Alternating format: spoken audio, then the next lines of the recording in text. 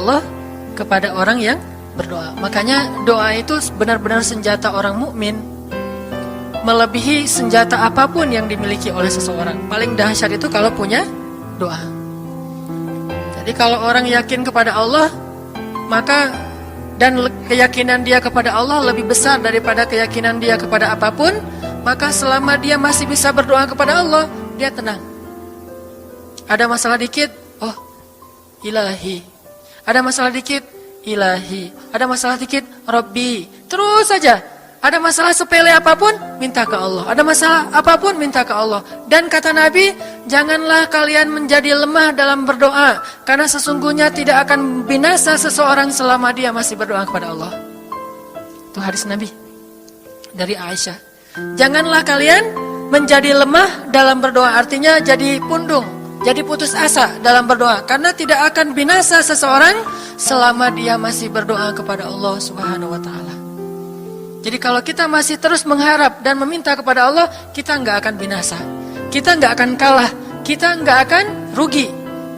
Dan kata para ulama, segala sesuatu di dunia ini akan pergi dan tidak kembali. Ini clue penting nih, bisa dicatat. Segala sesuatu di dunia ini akan pergi dan tidak akan kembali kecuali doa. Dia pergi dan dia pasti akan kembali. Segala sesuatu kalau udah pergi di dunia ini nggak akan kembali lagi. Kalau pergi di sini maksudnya pergi kepada Allah. Tapi kalau doa pergi ke Allah, dia pasti akan balik lagi kepada yang meminta. Satu-satunya yang pergi ke Allah dan kembali di dunia ini hanyalah doa. Makanya ayat ini kalau kita kasih judul adalah janji Allah kepada hambanya yang berdoa. Allah berjanji, apa kata Allah? Inni qaribun. Aku itu dekat. Maksudnya gak mungkin aku gak dengar doa kalian. Begitu kita berdoa, kita pikir, Allah dengar gak ya? Jangan-jangan kok doa saya belum diijabah, kayaknya Allah gak dengar yang kemarin, saya harus keraskan lagi suara saya. Enggak, inni qarib. Arti inni qarib, aku itu dengar banget apa yang kamu ucapkan. Gak usah diucapkan, di dalam hati aja Allah udah dengar. Siapa yang pernah berdoa di dalam hati terus langsung Allah ijabah? Rasulullah. Coba teman-teman buka awal juz kedua. Ayat surat Al-Baqarah ayat 144. Itu gara-gara Nabi ada harapan di dalam hati tapi gak berani ngomong gitu ke Allah. Cuma dipendam di dalam hati doang. Tapi langsung diijabah oleh Allah. Ayat surat Al-Baqarah ayat 144. Allah berfirman, Qad nara taqalluba wajhika fis samaa فَلَنُوَلِّيَنَّكَ قِبْلَةً تَرْضَاهَا فَوَلِّ وَجْهَكَ شَطْرَ الْمَسْجِدِ الْحَرَامِ وَحَيْثُ مَا كُنْتُمْ فَوَلُّوا وُجُوهَكُمْ شَطْرَهُ وَإِنَّ الَّذِينَ أُوتُوا الْكِتَابَ لَيَعْلَمُونَ أَنَّهُ الْحَقُّ مِنْ رَبِّهِمْ وَمَا اللَّهُ بِغَافِلٍ عَمَّا يَعْمَلُونَ.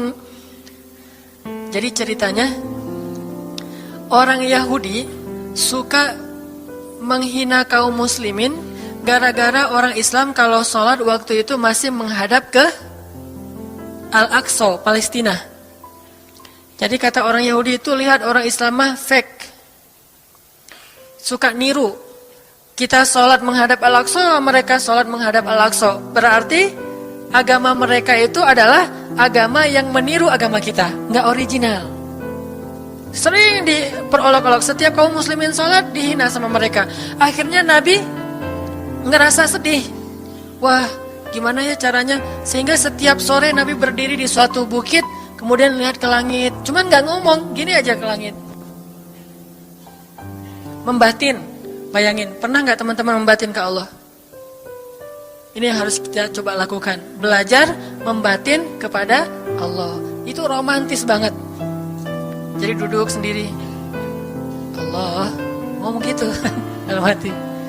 Dan yakinlah ini qarib, Allah tuh dengerin.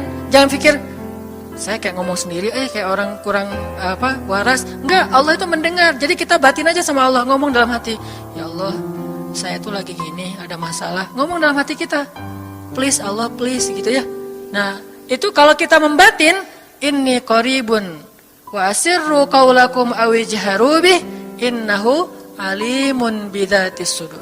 Jadi Nabi nggak enak mau ngomong, ya Allah tolong dong pindahin kiblat dari Masjidil Aqsa ke Masjidil Haram. Soalnya daripada dikata-katain melulu sama orang Yahudi, mau ngomong kayak gitu tuh nggak enak sama Allah. Malu Rasul ke Allah. Masa kiblat aja minta dipindahin. Akhirnya Nabi cuma ngelihat ke langit aja tiap hari. Udah selesai pulang. Besok lihat lagi ke langit. Turunlah ayat ini. Sesungguhnya kami telah melihat bagaimana kamu selalu menengadahkan wajahmu ke langit. Maka kami palingkan kiblat ke arah yang kamu sukai. Coba lihat. Turun wahyu untuk merespon doa Nabi yang bahkan belum diverbalkan, belum diucapkan dengan kata-kata, tapi Allah udah ngerespon. Gimana caranya biar kita bisa kayak gitu? Lihat seorang cewek cantik, kayaknya kerudungnya soleha gitu ya, kuliahnya di UIN misalnya, atau di pesantren mana gitu. Ternyata pas kita tanya-tanya ke teman-teman kita, oh dia tuh lagi belajar Al-Quran di masjid, sekarang lagi hijrah banget. Bahkan udah hafal juz amma, juz 30, Masya Allah.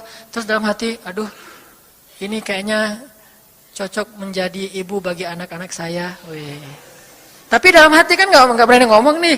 Tiba-tiba dapat berita, dia masih jomblo juga loh, belum ada apa-apa, gak ada ikatan sama siapa-siapa. Oh gitu, membatin lagi, ya Allah bisa gak ya saya datang ke rumah dia. Tiba-tiba kita ngelewat, ketemu dia lagi benerin motor, lagi parkir motor depan rumah dia. Si Neng itu ternyata rumahnya di sini. Ternyata tetangga. Ada aja jalan tuh Allah mempertemukan. Allah tahu isi hati kita.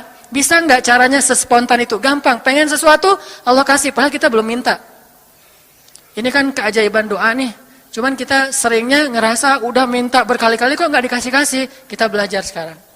Rasul nggak usah minta pakai verbal, cuman membatin doang dalam hati, Allah udah ngasih. Pernah nggak teman-teman ngerasa kayak gitu? Ada kepengen sesuatu, tiba-tiba terwujud. Pernah kan? Tapi kepengennya yang baik-baik. Pengen misalnya, aduh, saya pengen banget umroh, cuman mau ngomong kayak gitu mah, saya mah orangnya kayaknya nggak mungkin bisa umroh kalau ngandalin harta. Orangnya nggak mampu, kerjanya juga pas-pasan, gimana mau umroh untuk makan aja susah. Tapi pengen banget dalam hati kita. Dan itu rindunya tuh rindu banget. Setiap kali ngelihat video atau tayangan di TV tentang umroh dan haji, menitikkan air mata. Saking kangennya ke Baitullah. Allah tahu itu dalam hati kita. Tiba-tiba ada jalan. Ada aja jalannya. Dan bisa dikasih sedekah, bisa juga hadiah, bisa juga door prize, bisa juga macam-macam. Pokoknya ada jalan aja, tiba-tiba bisa umroh. Dan saya sering banget membawa orang umroh. Di antara jamaah itu selalu ada 1 atau 2 orang yang umrohnya itu miracle, keajaiban dari Allah. Ketika saya cari tahu alasannya apa, ternyata emang dia dari dulu pengen banget umroh. Cuman gak bisa ngandelin hartanya, Allah kasih jalan yang lain. Bukankah Allah itu memampukan yang diundang, bukan mengundang yang mampu? Kan itu yang sering kita dengar kan? Allah tidak mengundang yang mampu, tetapi memampukan yang diundang. Kalau udah Allah undang, pasti mampu. Kalau Allah nggak ngundang, walaupun dia mampu nggak akan bisa. Jadi Allah bukan mengundang yang mampu, tetapi memampukan yang diundang. Sehingga kita kalau hati kita kayaknya pantas diundang, Allah undang tuh.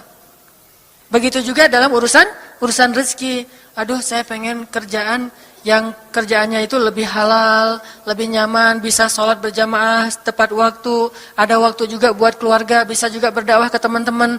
Akhirnya membatin kita itu karena kuat banget, Allah wujudkan. Ini artinya Allah qaribun, Allah maha dekat. Sehingga kalau kita pengen doa kita itu powerful, belajar dari as-siqah billah. Tips pertama adalah as-siqah billah. Percaya deh sama Allah.